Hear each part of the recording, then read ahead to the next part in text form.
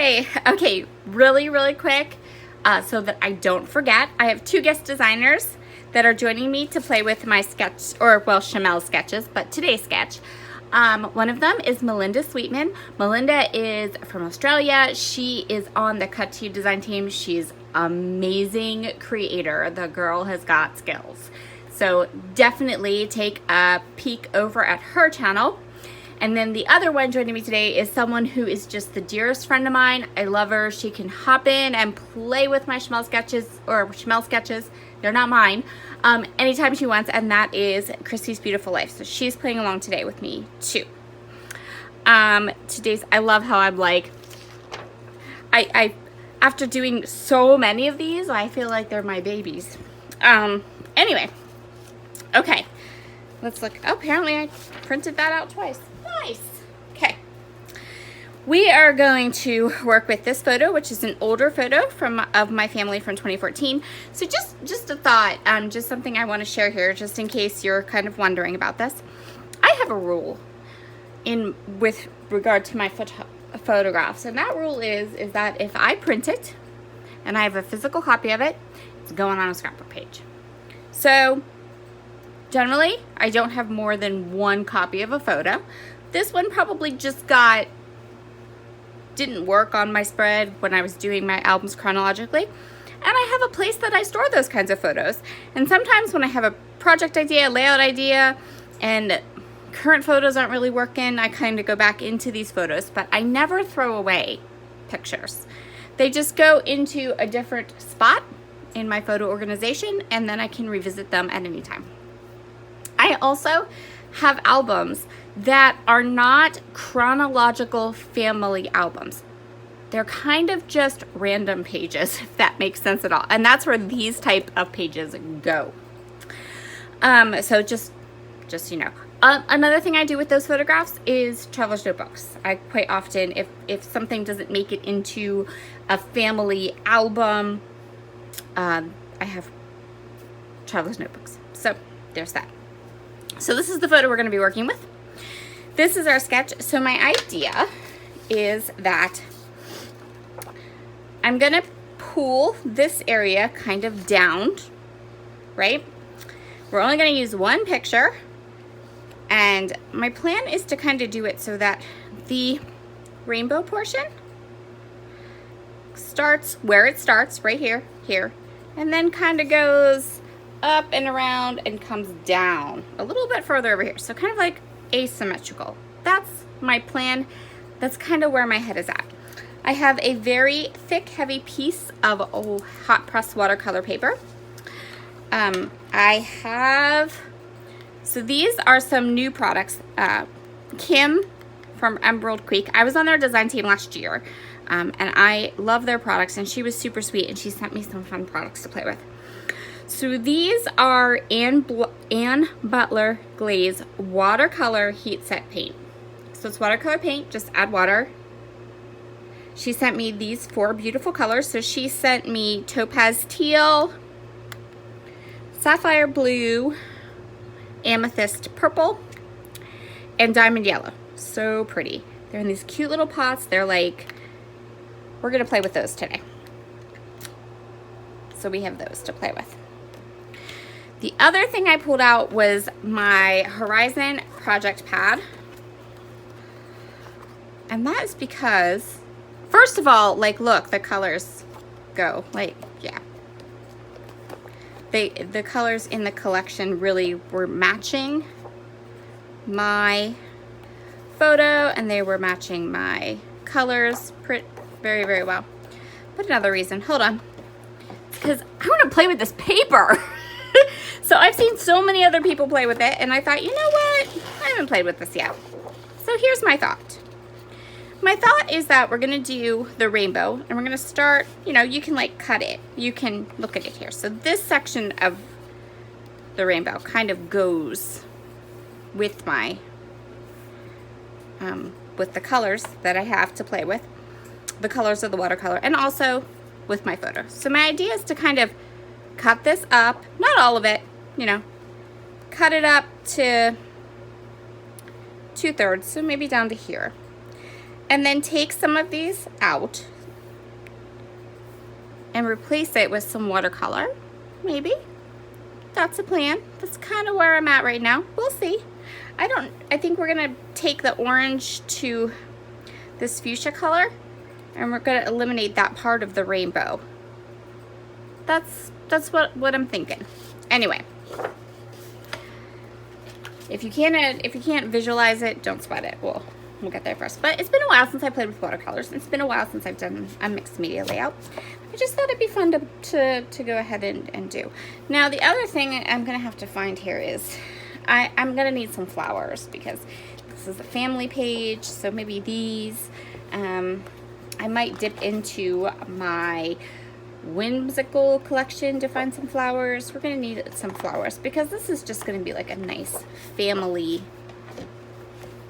page. I don't have any kind of big story to tell, and I just nice family page. Okay. All right, so let's get started with playing with a background and playing with some watercolors and playing with this paper and see what we get. Okay, so spoiler alert, this layout turns out fabulous, but for most of this particular video, it's gonna look like a hot mess. But in the end, it's gorgeous and I love, love, love it. Okay, so to start out with, I'm going to cut away the pink and the orange sections of this paper. Most of what I'm gonna do is fussy cut it, just because it makes it a little bit easier. So I'm gonna start by cutting it in half, and then I'm going to cut away some of the sections of this paper, but not all of the sections. So right now I'm cutting away the pink and the orange, and I just set that aside.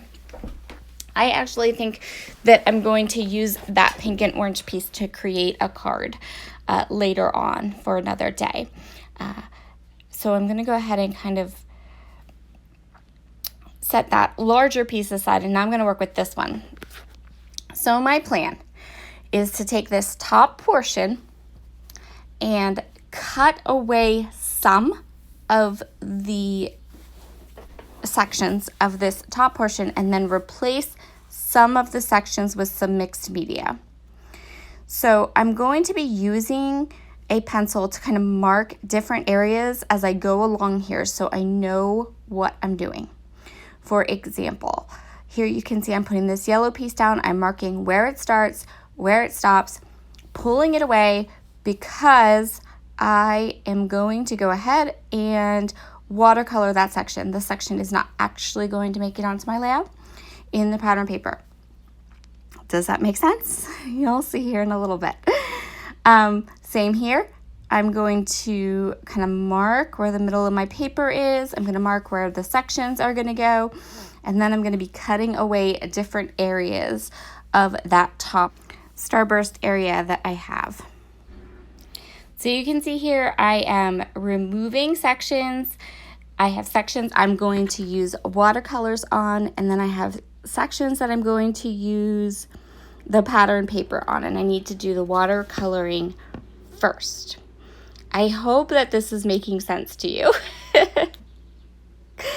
It is a bit, this layout was a bit time consuming, but so beautiful and perfect. It couldn't have turned out any better at all. So I'm going to go ahead and just kind of add little sections. You can see where the little tick marks are, and then I know that gets a color. All right, you kind of get the idea of what I'm doing. So I'm going to go ahead, go through and continue on here, marking out sections that I want to be watercolored and sections that I am going to place the paper down on. And then I'm going to come in with these new watercolors from Emerald Creek. So the way that after I kind of played with them a little bit, they're a little bit like Shimmer's paints in that you need to water them down, let the water kind of soak in, and then you have this beautiful watercolor that you can use. It has some shimmer to it. They're beautiful watercolors. They're not super opaque or anything like that, which is quite different from what a shimmer's paint is. Shimmer's paint is more opaque. That's the closest thing I can think to compare them to, because they're totally a unique product. They're like a dry watercolor. So every section, I'm going to do this. I'm going to get a nice coat of color. I'm going to add lots of water along the edge, and I'm going to let it drip down into the rest of the layout. As I watercolor each section, I am going ahead and auditioning the paper back in so that I know where I'm coloring and that I am watercoloring in the correct spot. I went ahead and I added water to all of these paints so that they had time to soak in really well, so that we had good pigmented color. All right, next section. I'm going to go ahead and go in with this blue, and then I'm just going to work my way all the way around to the other side. Adding the watercolor, kind of lifting the paper up, spritzing it with my mister bottle to get some nice drips that are going to go down into the bottom portion of the layout. See, I told you it was kind of looking like a hot mess, but it's all right. Okay, so what I'm doing now is I'm just adding more of the pigment into my already very watered down paper. The two blue colors that Kim sent me are very, very close. Very, very close. And then they kind of blended together, which didn't help matters any. So I'm just trying to get that darker bit off to the side to kind of get some definition or some difference between the two. Now again, yes, I know it's looking like a hot mess, but it's okay. Because once we add all those papers down, we're going to be golden. So I'm just kind of blotting up some of the really wet spots, and then I'm going to go ahead and move on to this like purpley color. So next I'm doing the purple, and I'm going to give you, as I kind of finish up this purple area, I'm going to give you some info on these paints. So my advice would be to leave them sit open once you have them nice and wet. And this is a really good advice for any kind of paint that you have that's in a pot that comes hard. So when you get any kind of paint where it's a solid paint and you spritz it with water, and then the water has to soak in before you get the pigment, or even a watercolor palette, my best advice is to let it thoroughly dry before you close it up. If you don't let it thoroughly dry before you close it up, you're going to get paint that smells a little bit hinky next time, like moldy. And that's just because water in a closed area, and especially if you live in a climate where you have like humidity or heat or anything like that, definitely let your paint dry thoroughly before you put the lid back on the pot. And now my purple is done. I'm going to set that aside to dry.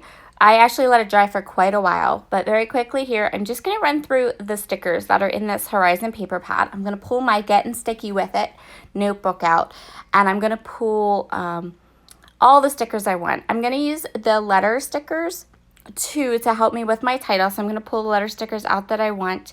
Again, these this was my first foray into using a project pad from Joann's, and it will be my last. I'm not it's just not a good fit for the way that I craft. I'm sure that it would be for some people, or for a lot of people even. They are pretty popular, but just for me, the stickers are too thin and I'm just not feeling it. But that's okay, because I tried one and I'm going to go ahead and use it all. Obviously, I'm not going to waste it or anything. But you can see I pulled all the stickers I need for my title and for some embellishing. And yes, I am in fact going to go utterly insane and fussy cut that paper. Yep, totally did it. So I stopped like mid fussy cutting because my watercolor piece dried and I wanted to add a layer on top of it. This stencil is from Cartabella. You just would need, I just wanted a little bit more texture on these watercolored sections. So I'm going to get some Vicky Bouton iridescent glaze, and I'm going to just add little sections of stenciling over the watercolor. So this stencil is from Cartabella, and it's just a really simple stencil, but it adds just that little bit of texture, a little bit of shimmer, a little bit extra, a little bit more to the top of my layout. And again, I'm not being super careful with this because remember, most of that top is going to get covered up. So it's okay. The stenciling can be a little wonky. It'll be fine.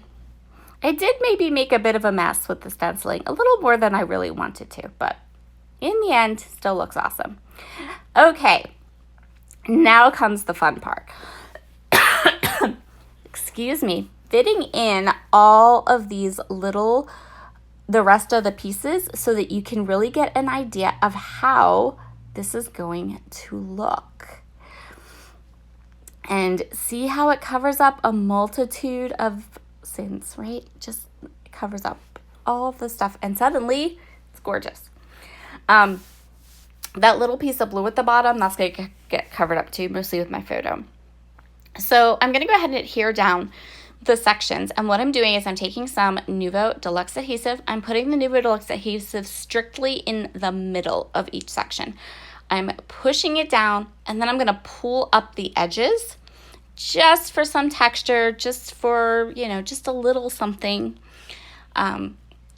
So that's why I'm using Nuvo Deluxe adhesive, because I have mixed media, watercolors, stenciling, and I don't want my I don't want my tape runner to go out to lunch on me. And I don't want these pieces to fall off. So my favorite wet glue is Nuvo Deluxe adhesive. I just love, love, love it. I'm going to go ahead and just kind of pull up the edges then. Before I pull, I will tell you, since you don't see me pulling up the edges, that I let the glue set a bit before I moved on with pulling the edges up, because I didn't want to go to pull the edges up, have the glue not be quite set, and then pull the whole section up. That would have been awful. So remember how we took up the pinks and the oranges from the rainbow and kind of set them aside? There was the reason we did that. So now it's time to add in those pinks and oranges, but as a completely different element and a completely different icons and design. So I'm going to go ahead and add this pink strip. This is going to give my layout just a nice clean edge right there where the mixed media and all the different pieces kind of stop. You'll notice that we have a little warping, which is totally fine. And you'll also notice that that strip of paper ended up being ever so slightly crooked. Also, totally fine. You're going to see so little of it at the end result. It's really just there more for me to continue working with my layout and knowing kind of what section I'm dealing with, and also to make sure that the edges of those papers don't decide to pop up. So I want to back my photo. I'm going to go ahead and go with the purple because my photo is mostly in that like purpley blue section of my layout. All of the adhesive is dry, so I'm just going to go through here now and pull up the edges of all of the little squares. They're triangles, not squares. Oh my goodness. This is what happens when you leave all the mixed media in and you do a layout kind of like a teaching class in case some of you would like to try this technique and your words start to come out all crooked. And here are all those beautiful fussy cut flowers, and then I added a little bits of Nuvo drops to them to give them some dimension and a little something extra. So I'm going to go ahead and start embellishing and sticking and plunking these flowers using my Nuvo Deluxe adhesive again. Just an FYI, so the focus for the Rediscover Your Stash Facebook group for the month of July is mixed media. I'm trying to get a couple mixed media videos up. I'm kind of trying to keep that as a focus. When I can include mixed media on a layout this month, I am totally going to, so that I can give you, everyone that's in the group, some really great fun ideas for how you can use it. So I'm going ahead here and I'm just sticking and plunking all of these beautiful, beautiful flowers. I love how the flowers turned out. I loved the addition of the Nuvo drops. It just added that little bit of extra to give the flowers something to make them look a little less like fussy cut paper, for lack of a better word. I'm also going to be adding in these stickers. So these are the stickers. They're on my Getting Sticky With It notebook that's off to the side. And I can easily just choose from there. It gives me it kind of limits my options, and it helps me not to get distracted by things like bicycles and other things that were on the sticker sheet that weren't going to be of use for my layout. I am going to pop the stickers up on foam tape. I pop up a couple things on this layout as I work on these clusters with foam tape. Here is a fun little fussy cut tip for you. So these flowers, I'm only putting it down in the middle, and then I'm kind of squeezing the little edges together. Again, this gives these fussy cut flowers some dimension, gives them a little bit of, makes them look less like fussy cut paper. I'm going to go ahead now and I'm going to just continue on. I'm adding all of these flowers and all of the beautiful stickers. And you can see here, wait, I think I pull it up. Yep, there you go. There. I thought I pulled it up so you could really see what I'm doing with my hands to get that fun dimension onto those flowers. My title is going to be My Happy Fabulous Family, all with stickers. And yes, all the stickers need stuck down with Nuvo Deluxe adhesive because really they aren't very sticky to begin with. The last little element that I'm going to place on this layout is a butterfly and a dragonfly. I'm putting them on the same color that they are. So the green dragonfly is on the green section. And I just thought that they added that little something extra, a little detail. I really thought that they looked really cute. I almost wish I had had 3, but I didn't. So we're just going to go with those 2. Go ahead and last of the flowers and we are done. Thank you so much. I know this was a super long video for me. I usually try to keep them a bit shorter than this, but there were so many things about this layout I loved and wanted to share with you. So I hope that you have enjoyed it. And if you made it all the way to the end, gold star for all of you. Thank you so much for joining me today. I'll see y'all again soon. Bye.